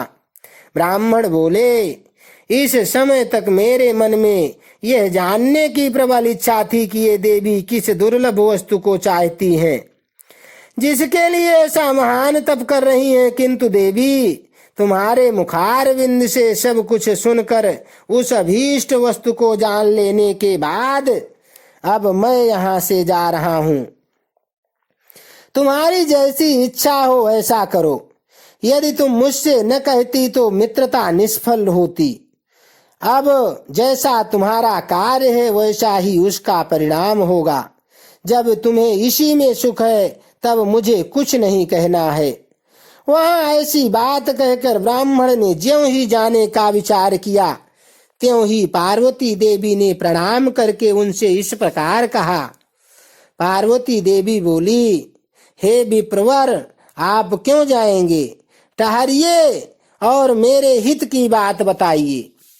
पार्वती के ऐसा कहने पर दंडधारी ब्राह्मण देवता रुक गए और इस प्रकार बोले, देवी, यदि मेरी बात सुनने का मन है और मुझे भक्ति भाव से ठहरा रही हो तो मैं सब सत तत्व बता रहा हूँ, जिससे तुम्हें हिताहित का ज्ञान हो जाएगा। महादेव जी के प्रति मेरे मन में गौरव बुद्धि है, अतः मैं उनको सब प्रकार से जानता हूँ, तो भी यथार्थ बात कहता हूँ, तुम सावधान होकर सुनो। वृषभ के चिन्ह से अंकित ध्वजा धारण करने वाले महादेव जी सारे शरीर में भस्म रमाए रहते हैं। सिर पर जटा धारण करते हैं, धोती की जगह बाघ का चाम पहनते हैं और चादर की जगह हाथी की खाल ओढ़ते हैं। हाथ में भीख मांगने के लिए एक खोपड़ी लिए रहते हैं। झुंड के झुंड सांप उनके सारे अंगों में लिपटे देखे जाते हैं। वे विष खाकर ही पुष्ट होते हैं, अभक्ष भक्षी हैं। उनके नेत्र बड़े भद्दे हैं और देखने में डरावने लगते हैं। उनका जन्म कब, कहाँ और किससे हुआ यह आज तक प्रकट नहीं हुआ। घर गृहस्थी के भोग से वे सदा ही दूर रहते हैं। नंग धड़ंग घूमते हैं और भूत प्रेत सदा साथ रखते हैं। उनके एक दो नहीं 10 भुजाएं हैं। देवी, मैं समझ नहीं पाता कि किस कारण से तुम उन्हें अपना पति बनाना चाहती हो। तुम्हारा ज्ञान कहाँ चला गया? इस बात को आज सोच विचार कर मुझे बताओ। दक्ष ने अपनी यज्ञ में अपनी ही पुत्री सती को केवल यही सोचकर नहीं बुलाया कि वह कपालधारी भिक्षुक की भार्या है। इतना ही नहीं, उन्होंने यज्ञ में भाग देने के लिए सब देवताओं को बुलाया, किंतु शंभु को छोड़ दिया। सती उसी अपमान के कारण अत्यंत क्रोध से व्याकुल हो उठी। उसने अपने प्यारे प्राणों को तो छोड़ा ही, शंकर जी को भी त्याग दिया। तुम तो स्त्रियों में रत्न हो, तुम्हारे पिता समस्त पर्वतों के राजा हैं, फिर तुम क्यों इस उग्र तपस्या के द्वारा वैसे पति को पाने की अभिलाषा करती हो? सोने की मुद्रा असरफी देकर बदले में उतना ही बड़ा कांच लेना चाहती हो। उज्जवल चंदन छोड़कर अपने अंगों में कीचड़ लपेटना चाहती हो। सूर्य के तेज का परित्याग करके जुगनू की चमक पाना चाहती हो। महीन वस्त्र त्याग कर अपने शरीर को चमड़े से ढकने की इच्छा करती हो। घर में रहना छोड़कर वन में दूनी रमाना चाहती हो। तथा देवेश्वरी, यदि तुम इंद्र आदि लोकपालों को त्याग कर शिव के प्रति अनुरक्त हो तो अवश्य ही रत्नों के उत्तम भंडार को त्याग कर लोहा पाने की इच्छा करती हो। लोक में इस बात को अच्छा नहीं कहा गया है। शिव के साथ तुम्हारा संबंध मुझे इस समय परस्पर विरुद्ध दिखाई देता है। कहाँ तुम, जिसके नेत्र प्रफुल्ल कमल दल के समान शोभा पाते हैं, और कहाँ वे रुद्र जो 3 भद्दी आंखें धारण करते हैं। तुम तो चंद्रमुखी हो और शिव पंचमुख कहे गए हैं। तुम्हारे सिर पर दिव्य वेणी सर्पणी सी शोभा पा रही है, परंतु शिव के मस्तक पर जो जटाजूट बताया जाता है वह प्रसिद्ध ही है। तुम्हारे अंग में चंदन का अंगराग होगा और शिव के शरीर में चिता का भस्म। कहाँ तुम्हारी सुंदर मृदुल साड़ी और कहाँ शंकर के उपयोग में आने वाली हाथी की खाल। कहाँ तुम्हारे अंगों में दिव्य आभूषण और कहाँ शंकर के सर्वांग में लिपटे हुए सर्प। कहाँ तुम्हारी सेवा के लिए उद्यत रहने वाले संपूर्ण देवता और कहाँ भूतों की दी हुई बलि को पसंद करने वाले शिव। कहाँ तो मृदंग की मधुर ध्वनि और कहाँ डमरू की डिमडिम। कहाँ भेरियों के समूह की गड़गड़ाहट और कहाँ अशुभ श्रृंगी नाद। कहाँ ढक्का का शब्द और कहाँ अशुभ गलनाद। तुम्हारा यह उत्तम रूप शिव के योग्य कदापि नहीं है। यदि उनके पास धन होता तो दिगंबर नंगे क्यों रहते। सवारी के नाम पर उनके पास एक बूढ़ा बैल है और दूसरी कोई भी सामग्री उनके पास नहीं है। कन्या के लिए ढूंढे जाने वाले वरों में जो नारियों को सुख देने वाले गुण बताए गए हैं उनमें से एक भी गुण भद्दी आंख वाले रुद्र में नहीं है। तुम्हारे परम प्रिय काम को भी उन हर देवता ने दग्ध कर दिया और तुम्हारे प्रति उनका अनादर तो तभी देख लिया गया जब वे तुम्हें छोड़कर अन्यत्र चले गए। उनकी कोई जाति नहीं देखी जाती, उनमें विद्या तथा ज्ञान का भी पता नहीं चलता। पिशाच ही उनके सहायक हैं और विष तो उनके कंठ में ही दिखाई देता है। वे सदा अकेले रहने वाले और विशेष रूप से विरक्त हैं, इसलिए तुम्हें हर के साथ अपने मन को नहीं जोड़ना चाहिए। कहाँ तुम्हारे कंठ में सुंदर हार और कहाँ उनके गले में नरमुंडों की माला। हे देवी, तुम्हारे और हर के रूप आदि सब एक दूसरे के विरुद्ध हैं, अतः मुझे तो यह संबंध नहीं रुचता। फिर तुम्हारी जैसी इच्छा हो ऐसा करो। संसार में जो कुछ भी असद्वस्तु है वह सब तुम स्वयं चाहने लगी हो, अतः मैं कहता हूँ कि तुम उस असत की ओर से अपने मन को हटा लो, अन्यथा जो चाहो वह करो, मुझे कुछ नहीं कहना है। ब्रह्मा जी कहते हैं, नारद, यह बात सुनकर पार्वती शिव की निंदा करने वाले ब्राह्मण पर मन ही मन कुपित हो उठी और उससे इस प्रकार बोली। इति अध्याय 27। अब 28वें अध्याय में पार्वती जी का परमेश्वर शिव की महत्ता का प्रतिपादन करना, रोष पूर्वक जटिल ब्राह्मण को फटकारना, सखी द्वारा उन्हें फिर बोलने से रोकना तथा भगवान शिव का उन्हें प्रत्यक्ष दर्शन दे अपने साथ चलने के लिए कहना। पार्वती बोली, बाबा जी, अब तक तो मैंने यह समझा था कि कोई दूसरे ज्ञानी महात्मा आ गए, परंतु अब सब ज्ञात हो गया कि आपकी कलई खुल गई। आपसे क्या कहूँ, विशेषता उस दशा में जब आप अवध्य ब्राह्मण हैं। ब्राह्मण देवता, आपने जो कुछ कहा है वह सब मुझे ज्ञात है, परंतु वह सब झूठा ही है, सत्य कुछ नहीं है। आपने कहा था कि मैं शिव को जानता हूँ। यदि आपकी यह बात ठीक होती तो आप ऐसी युक्ति एवं बुद्धि के विरुद्ध बात नहीं बोलते। यह ठीक है कि कभी कभी महेश्वर अपनी लीला शक्ति से प्रेरित हो तथा कथित अद्भुत वेश धारण कर लिया करते हैं, परंतु वास्तव में वे साक्षात पर ब्रह्म परमात्मा हैं। उन्होंने स्वेच्छा से ही शरीर धारण किया है। आप ब्रह्मचारी का स्वरूप धारण कर मुझे ठगने के लिए उद्यत हो यहाँ आए हैं और अनुचित एवं असंगत युक्तियों का सहारा ले छल कपट से युक्त बातें बोल रहे हैं। मैं भगवान शंकर के स्वरूप को भली भांति जानती हूँ, इसलिए यथा योग्य विचार करके उनके तत्व का वर्णन करती हूँ। वास्तव में शिव निर्गुण ब्रह्म है, कारणवश सगुण हो गए हैं। जो निर्गुण हैं, समस्त गुण जिनके स्वरूप भूत हैं, उनकी जाति कैसे हो सकती है। वह भगवान सदाशिव समस्त विद्याओं के आधार हैं। फिर उन पूर्ण परमात्मा को किसी विद्या से क्या काम। पूर्व काल में कल्प के आरंभ में भगवान शंभु ने श्री विष्णु को उच्छा वास रूप से संपूर्ण वेद प्रदान किए थे, अतः उनके समान उत्तम प्रभु दूसरा कौन है। जो सबके आदि कारण है, उनकी अवस्था अथवा आयु का माप तोल कैसे हो सकता है। प्रकृति उन्हीं से उत्पन्न हुई है, फिर उनकी शक्ति का दूसरा क्या कारण हो सकता है।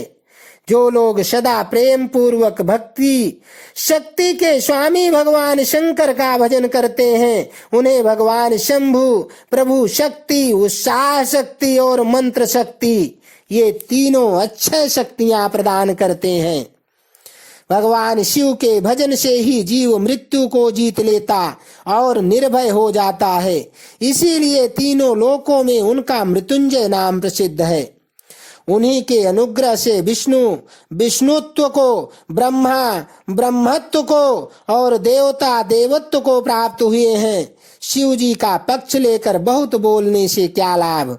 वे भगवान स्वयं ही महाप्रभु हैं। कल्याण रूपी शिव की सेवा से यहाँ कौन सा मनोरथ सिद्ध नहीं हो सकता। उन महादेव जी के पास किस बात की कमी है जो वे भगवान सदाशिव स्वयं मुझे पाने की इच्छा करें। यदि शंकर की सेवा न करे तो मनुष्य 7 जन्मों तक दरिद्र होता है और उन्हीं की सेवा से सेवक को लोक में कभी नष्ट न होने वाली लक्ष्मी प्राप्त होती है। जिनके सामने 8 सिद्धियां नित्य आकर सिर नीचा करके इस इच्छा से नित्य करती हैं कि वह भगवान हम पर संतुष्ट हो जाएं, उनके लिए कोई भी हितकर वस्तु दुर्लभ नहीं कैसे हो सकती है। यद्यपि यहाँ मांगलिक कही जाने वाली वस्तुएं शंकर का सेवन नहीं करती, तथापि उनके स्वर मात्र से ही सबका मंगल होता है। जिनकी पूजा के प्रभाव से उपासक की संपूर्ण कामनाएं सिद्ध हो जाती हैं, सदा निर्विकार रहने वाले उन परमात्मा शिव में विकार कहाँ से आ सकता है। जिस पुरुषों के मुख में निरंतर शिव यह मंगलमय नाम निवास करता है, उसके दर्शन मात्र से ही अन्य सब सदा पवित्र होते हैं। जैसा कि आपने कहा है, वे चिता का भस्म लगाते हैं, परंतु यदि उनका लगाया हुआ भस्म अपवित्र होता तो उनके शरीर से झड़कर गिरे हुए उस भस्म को देवता लोग सदा अपने सिर पर कैसे धारण करते। अतः शिव के अंगों के स्पर्श से अपवित्र वस्तु भी पवित्र हो जाती है। जो महादेव सगुण होकर तीनों लोकों के कर्ता भरता और हरता होते हैं तथा निर्गुण रूप में शिव कहलाते हैं, वे बुद्धि के द्वारा पूर्ण रूप से कैसे जाने जा सकते हैं। पर ब्रह्म परमात्मा शिव का जो निर्गुण रूप है, उसे आप जैसे बहिर्मुख लोग कैसे जान सकते हैं। जो दुराचारी और पापी हैं, वे देवताओं से बहिष्कृत हो जाते हैं। ऐसे लोग निर्गुण शिव के तत्व को नहीं जानते। जो पुरुष तत्व को न जानने के कारण यहाँ शिव की निंदा करता है, उसके जन्म भर का सारा संचित पुण्य भस्म हो जाता है। आपने जो यहाँ अमित तेजस्वी महादेव जी की निंदा की है और जो मैंने जो आपकी पूजा की है, उससे मुझे पाप की भागिनी होना पड़ा। शिवद्रोही को देखकर वस्त्र सहित स्नान करना चाहिए। शिवद्रोही का दर्शन हो जाने पर प्रायश्चित करना चाहिए। इतना कहकर पार्वती जी उस ब्राह्मण पर अधिक रुष्ट होकर बोली, अरे दुष्ट, तूने कहा था कि शंकर को जानता हूँ, परंतु निश्चय ही तूने उन सनातन शिव को नहीं जाना है। भगवान रुद्र को तू जैसा कहता है वह वैसा ही क्यों न हो, उनके जैसे भी बहुसंख्यक रूप क्यों न हो, सतपुरुषों के प्रियतम नित्य निर्विकार हुए भगवान शिव ही मेरे अभीष्टतम देव हैं। ब्रह्मा और विष्णु भी कभी उन महात्मा हर के समान नहीं हो सकते। फिर दूसरे देवताओं की तो बात ही क्या, क्योंकि वो सदैव काल के अधीन हैं। इस प्रकार अपनी शुद्ध बुद्धि से सत्वतः विचार कर मैं शिव के लिए वन में आकर बड़ी भारी तपस्या कर रही हूँ। वो भक्त वत्सल सर्वेश्वर शिव ही हम सबके परमेश्वर हैं। दीनों पर अनुग्रह करने वाले उन महादेव को ही प्राप्त करने की मेरी इच्छा है। ब्रह्मा जी कहते हैं, नारद, ऐसा कहकर गिरिराज नंदिनी गिरिजा चुप हो गई और निर्विकार चित्त से भगवान शिव का ध्यान करने लगी। देवी की बात सुनकर वह ब्रह्मचारी ब्राह्मण ज्यों ही कुछ फिर कहने के लिए उद्यत हुआ, त्यों ही शिव में आसक्त चित्त होने के कारण उनकी निंदा सुनने से विमुख हुई पार्वती अपनी सखी विजया से शीघ्र बोली। पार्वती ने कहा, सखी, इस अधम ब्राह्मण को यत्न पूर्वक रोको। यह फिर कुछ कहना चाहता है। यह केवल शिव की निंदा ही करेगा। जो शिव की निंदा करता है केवल उसी को पाप नहीं लगता, जो उस निंदा को सुनता है वह भी यहाँ पाप का भागी होता है। भगवान शिव के उपासकों को चाहिए कि वे शिव की निंदा करने वाले का सर्वथा वध करें। यदि वह ब्राह्मण हो तो उसे अवश्य त्याग दें और स्वयं उस निंदा के स्थान से शीघ्र दूर चले जाएं। यह दुष्ट ब्राह्मण फिर शिव की निंदा करेगा।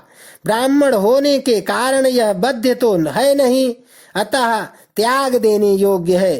किसी तरह भी इसका मुंह नहीं देखना चाहिए। इस स्थान को छोड़कर हम लोग आज ही किसी दूसरे स्थान में शीघ्र चलें, जिससे फिर इस अज्ञानी के साथ बात करने का अवसर न मिले।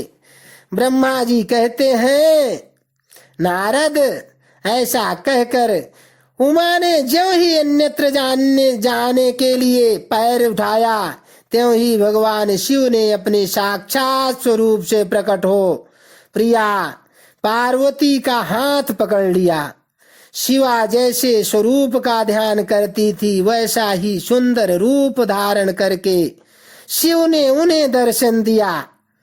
पार्वती ने लज्जावश अपना मुंह नीचे की ओर कर लिया।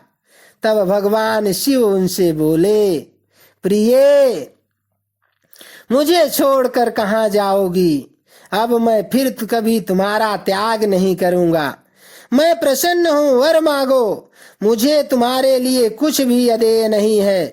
हे देवी, आज से मैं तपस्या के मोल खरीदा हुआ तुम्हारा दास हूँ। तुम्हारे सौंदर्य ने भी मुझे मोह लिया। अब तुम्हारे बिना मुझे एक क्षण भी युग के समान जान पड़ता है। लज्जा छोड़ो, तुम तो मेरी सनातन पत्नी हो। गिरिराज नंदिनी, महेश्वरी, मैंने जो कुछ कहा है उस पर श्रेष्ठ बुद्धि से विचार करो। सो स्थिर चित्त वाली पार्वती, मैंने नाना प्रकार से तुम्हारी बारंबार परीक्षा ली। लोक लीला का अनुसरण करने वाले मुझ स्वजन के अपराध को क्षमा कर दो। शिवे, तीनों लोकों में तुम्हारी जैसी अनुरागिणी मुझे दूसरी कोई नहीं दिखाई देती। मैं सर्वथा तुम्हारे अधीन हूँ, तुम्हारी इच्छा पूर्ण हो। प्रिये, मेरे पास आओ। तुम मेरी पत्नी हो और मैं तुम्हारा वर हूँ।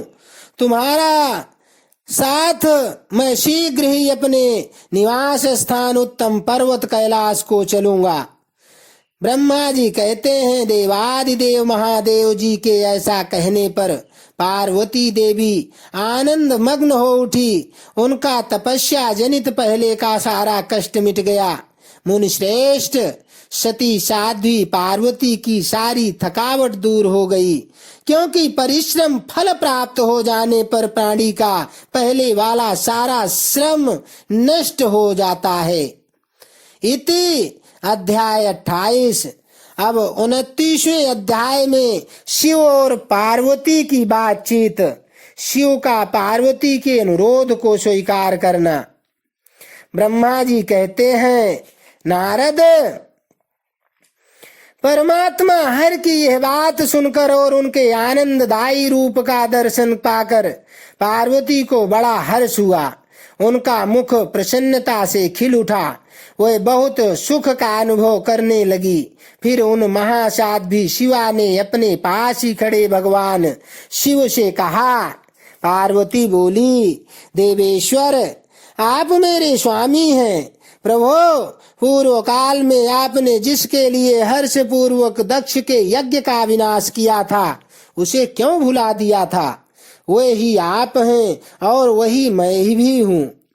देवेश्वर, इस समय मैं तारकासुर से दुख पाने वाले देवताओं के कार्य की सिद्धि के लिए रानी मेना के गर्भ से उत्पन्न हुई हूँ। हे देवेश, यदि आप प्रसन्न हो और यदि मुझ पर कृपा करते हैं तो मेरे पति हो जाइए। ईशान प्रभो, मेरी यह बात मान लीजिए। आपकी आज्ञा लेकर मैं पिता के घर जाती हूँ। अब आप अपने विवाह रूप परम उत्तम विशुद्ध यश को सर्वत्र विख्यात कीजिए। नाथ, हे प्रभो, आप तो लीला करने में कुशल हैं, अतः मेरे पिता हिमवान के पास चलिए और याचक बनकर उनसे मेरी याचना कीजिए। लोक में मेरे पिता के यश को फैलाते हुए आपको ऐसा ही करना चाहिए।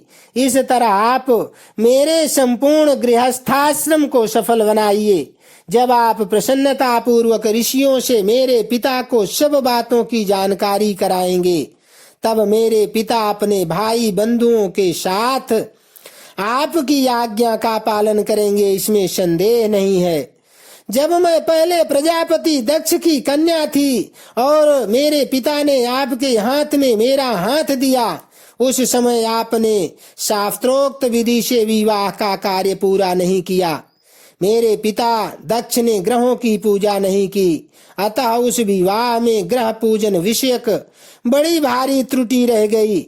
इसलिए प्रभो महादेव, अब की बार देवताओं के कार्य की सिद्धि के लिए आप शास्त्रोक्त विधि से विवाह कार्य का संपादन करें।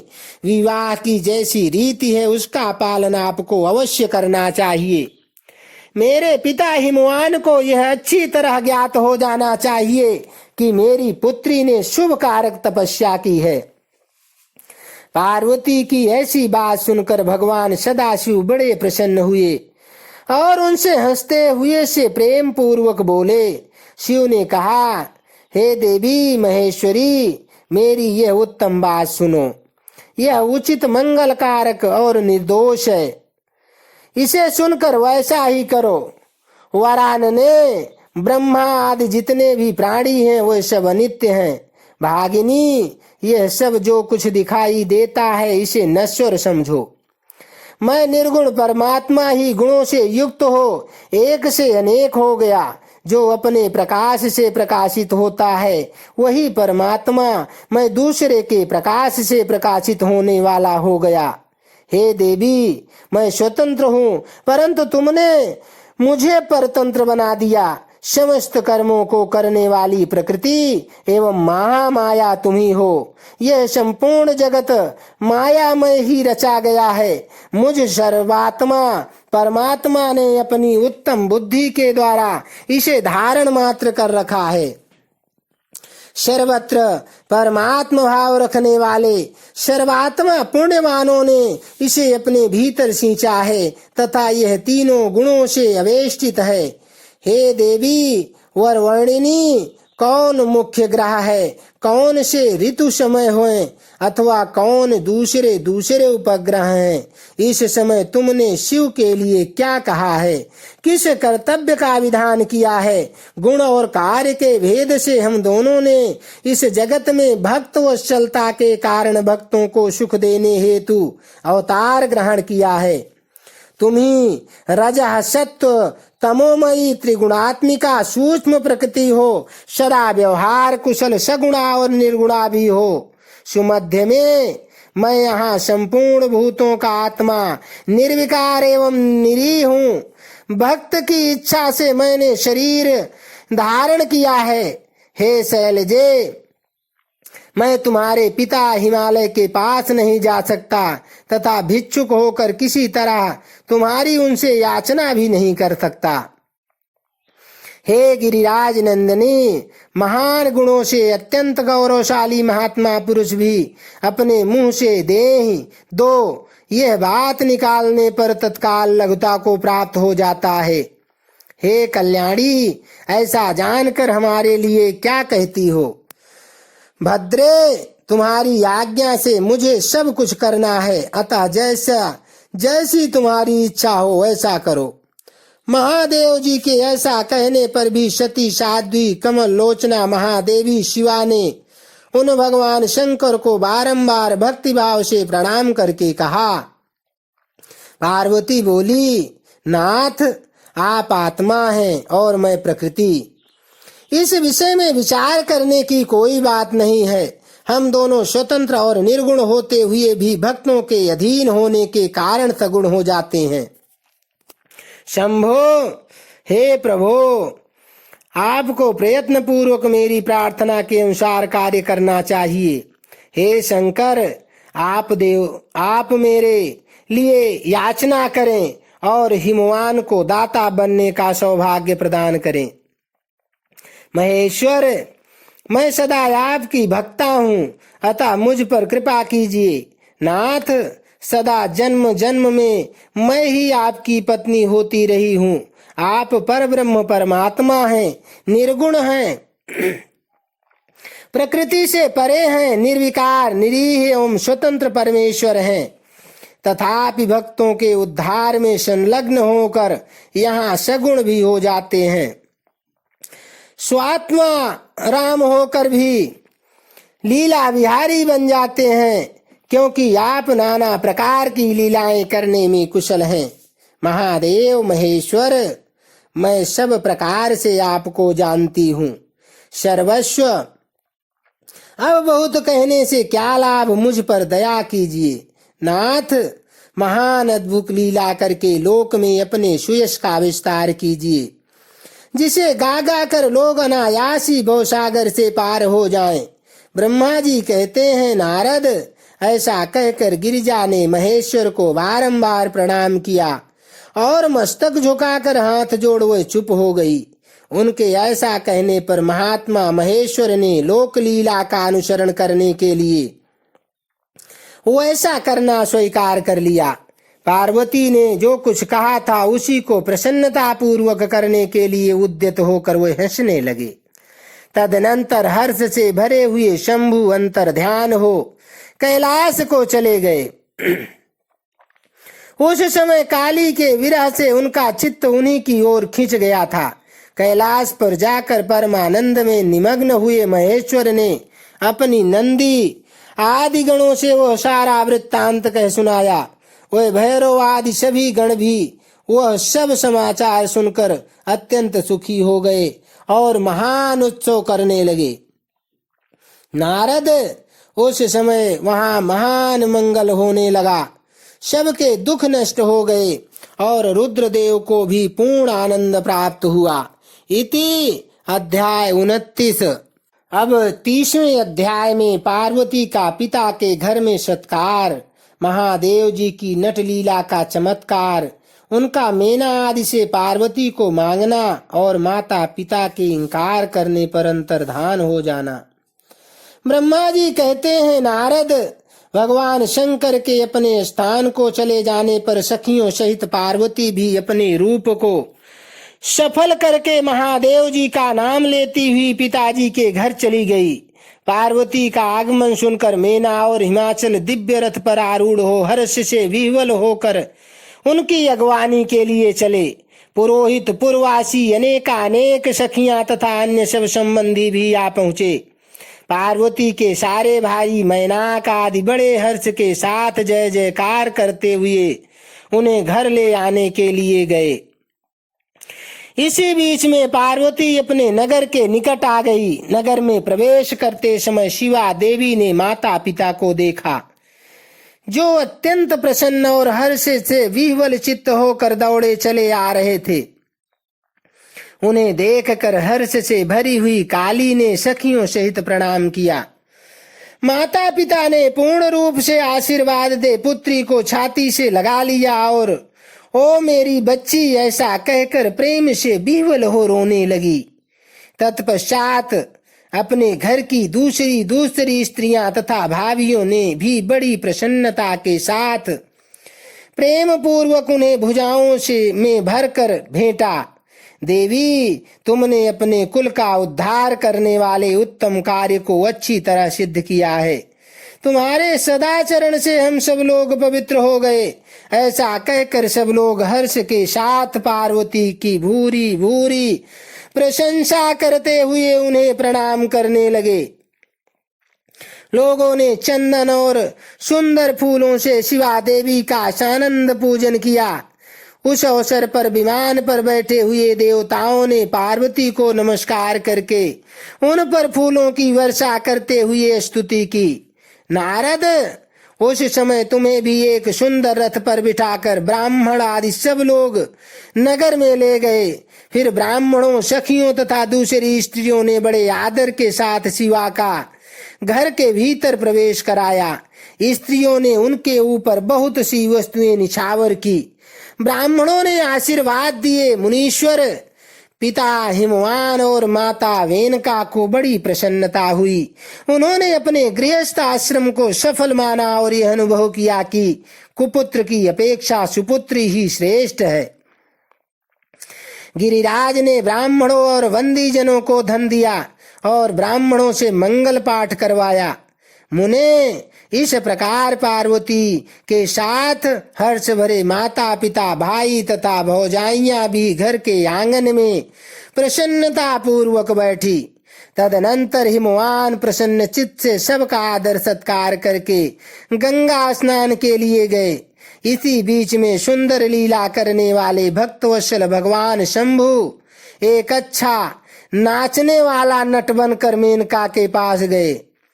उन्होंने बाएं हाथ में सींग और दाहिने हाथ में डमरू ले रखा था। पीठ पर कथरी रख छोड़ी थी। लाल वस्त्र पहने वह भगवान रुद्र नाच और गान में अपनी निपुणता का परिचय दे रहे थे। सुंदर नट का रूप धारण किए हुए भगवान शिव ने मेनका के पास बैठी हुई स्त्रियों की टोली के समीप सुंदर नृत्य किया और अत्यंत मनोहर नाना प्रकार के गीत गाए। उन्होंने वहां सुंदर ध्वनि करने वाले श्रृंग और डमरू को भी बजाया तथा नाना प्रकार की बड़ी मनोहारिणी लीला की। नटराज की उस लीला को देखने के लिए नगर के सभी स्त्री पुरुष एवं बालक और वृद्ध भी सहसा वहां आ पहुंचे। मुने, उस सुमधुर गीत को सुनकर और उस मनोहर उत्तम नृत्य को देखकर वहां आए हुए सब लोग तत्काल मोहित हो गए। मेना भी मोही गई। उधर पार्वती ने अपने हृदय में भगवान शंकर का साक्षात दर्शन किया। वह त्रिशूल आदि चिन्ह धारण किए अत्यंत सुंदर दिखाई देते थे। उनका सारांग विभूति से विभूषित था। वह हड्डियों की माला से अलंकृत थे। उनका मुख सूर्य, चंद्र एवं अग्नि रूप तीनों नेत्रों से उद्भासित था। उन्होंने नाग का यज्ञोपवीत धारण किया था। उनके उस सुरम्य रूप को देखकर दुर्गा प्रेमावेश से मूर्छित हो गई। गौरव वर्ण विभूषित दीन बंधु, दया सिंधु और सर्वथा मनोहर महेश्वर पार्वती से कह रहे थे कि वर मांगो। अपने हृदय में विराजमान महादेव जी को इस रूप में देखकर पार्वती ने उन्हें प्रणाम किया और मन ही मन यह वर मांगा कि आप मेरे पति हो जाइए। प्रीति युक्त हृदय से शिवा को वैसा कल्याणकारी वर देकर वह पुनः अंतर ध्यान हो गए और वहां पूर्ववत भिक्षा मांगने वाला नट बनकर उत्तम नृत्य करने लगे। उस समय मेना सोने की थाली में रखे हुए बहुत से सुंदर रत्न ले उन्हें प्रसन्नता पूर्वक देने के लिए गई। उनका वह ऐश्वर्य देखकर भगवान शंकर मन ही मन बड़े प्रसन्न हुए, परंतु उन्होंने उन रत्नों को स्वीकार नहीं किया। वह भिक्षा में उनकी पुत्री शिवा को ही मांगने लगे और पुनः कौतुकवश सुंदर नृत्य एवं गान करने को उद्यत हुए। मेना उस भिक्षुक नट की बात सुनकर अत्यंत कुपित हो उठी और उसे डांटने फटकारने लगी। उनके मन में उसे बाहर निकाल देने की इच्छा हुई। इसी बीच में गिरिराज हिमवान गंगा जी से नहा कर लौट आए। उन्होंने अपने सामने उस नराकार भिक्षुक को आंगन में खड़ा देखा। मेना के मुख से सारी बातें सुनकर उनको भी बड़ा क्रोध हुआ। उन्होंने अपने सेवकों को आज्ञा दी कि इस नट को बाहर निकाल दो। मुनि श्रेष्ठ, वह नटराज विशालकाय अग्नि की भांति अपने उत्तम तेज से प्रज्वलित हो रहे थे। उन्हें छूना भी कठिन था, इसलिए कोई भी उन्हें बाहर न निकाल सका। हे तात, फिर तो नाना प्रकार की लीलाओं में विशारद उन विच्छू शिरोमणि ने शैलराज को अपना अनंत प्रभाव दिखाना आरंभ किया। हिमवान ने देखा भिक्षु ने वहां तत्काल ही भगवान विष्णु का रूप धारण कर लिया है। उनके मस्तक पर किरीट, कानों में कुंडल और शरीर पर पीत वस्त्र शोभा पाते हैं। उनके 4 भुजाएं हैं। हिमवान ने पूजा के समय गदाधारी श्री हरि को जो जो पुष्प आदि चढ़ाए थे वे सब उन्होंने भिक्षु के शरीर और मस्तक पर देखे। तत्पश्चात गिरिराज ने उन भिक्षु शिरोमणि को जगत सृष्टा चतुर्मुख ब्रह्मा के रूप में देखा। उनके शरीर का वर्ण लाल था और वह वैदिक सूक्त का पाठ कर रहे थे। तदनंतर शैलराज ने उन कौतुककारी नटराज को एक क्षण में जगत के नेत्र रूप सूर्य के आकार में देखा। हे तात, इसके बाद वे महान अद्भुत रुद्रदेव के रूप में दिखाई दिए। उनके साथ देवी पार्वती भी थी। वह उत्तम तेज से संपन्न रमणीय रुद्र धीरे धीरे हंस रहे थे। फिर वह केवल तेजोमय रूप से दृष्टिगोचर हुए। उनका वह रूप निराकार, निरंजन, उपाधि शून्य, निरीह एवं अत्यंत अद्भुत था। इस प्रकार हिमवान ने उनके बहुत से रूप देखे। इससे उन्हें बड़ा विस्मय हुआ और वह तुरंत ही परमानंद में निमग्न हो गए। तदनंतर सुंदर लीला करने वाले उन भिक्षु शिरोमणि ने हिमवान और मेना से दुर्गा को ही भिक्षा के रूप में मांगा। दूसरी कोई वस्तु ग्रहण नहीं की, परंतु शिव की माया से मोहित होने के कारण शैलराज ने उनकी उस प्रार्थना को स्वीकार नहीं किया। फिर भिक्षु ने कोई वस्तु नहीं ली और वह वहां से अंतर ध्यान हो गए। तब मेना और शैलराज को उत्तम ज्ञान प्राप्त हुआ और वह सोचने लगे कि भगवान शिव अपनी माया से छलकर अपने स्थान को चले गए। यह विचार कर उन दोनों की भगवान शिव में पराभक्ति हुई, जो महान मोक्ष की प्राप्ति कराने वाली, दिव्य तथा संपूर्ण आनंद प्रदान करने वाली है। इति अध्याय 30। बोलो शंकर भगवान की जय। हर हर हर महा